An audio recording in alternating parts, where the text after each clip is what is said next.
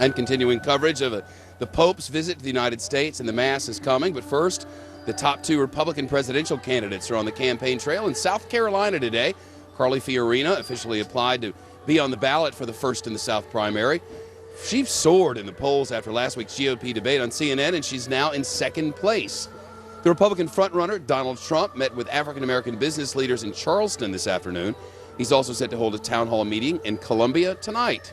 Campaign Carl Cameron live across town in the D.C. newsroom. Hey, Carl.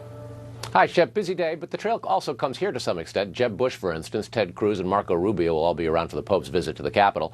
And there are lots of candidates, as you say, in South Kakalaki, the state with the first Southern primary. Rand Paul's down there, Mike Huckabee's down there, and Carly Fiorina and Mr. Trump. The front-runner, Trump, addressed that minority business leaders group. It's the Greater Chamber of Commerce from Charleston and the Charleston Business Alliance. The Real Clear Politics average of recent polls in South Carolina shows that Trump is in the 30s, Ben Carson's in the 20s, and the rest of the pack is pretty much in double digits. This was Trump today taking a shot at Marco Rubio.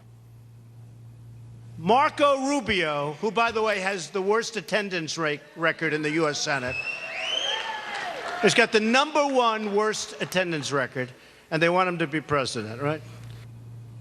Rubio knocked the Donald last night on the Kelly file as vague on national security. Watch.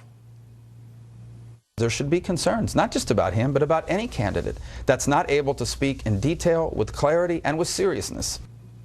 So Trump tweeted, quote, Senator Marco Amnesty Rubio, who has the worst voting record in the Senate, just hit me on national security, but I said, don't go into Iraq. Vision. Well, with Scott Walker out of the race, Rubio's trying to make a play for Walker's big donors and his staff, so Rubio's now running second ahead of Bush in Florida. For Trump, that's a problem. Trump's ahead, and he thinks it's now time to pound Rubio, who's making an advance, Shep. And then there's Fiorina, who's been surging, as we mentioned, but usually when you surge, they start taking shots at you. How she's doing in Carolina. That's been going on. She was down there today. She paid the $40,000 fee to get on the ballot, and she spoke to a barbecue bunch for lunch. And she took a shot at Trump, too. Watch. And leadership is not about how big your office is, how big your title is, how big your airplane or your helicopter or your ego is. Well, with the pontiff here in the nation's capital, the preferred mode of transportation is either a Pope mobile or a Fiat, Shep. Carl Cameron in the Bureau across town. Carl, thanks. Much more ahead on the Pope's historic visit to Washington. Fiat and all. I wonder what's happening with Chrysler stock today.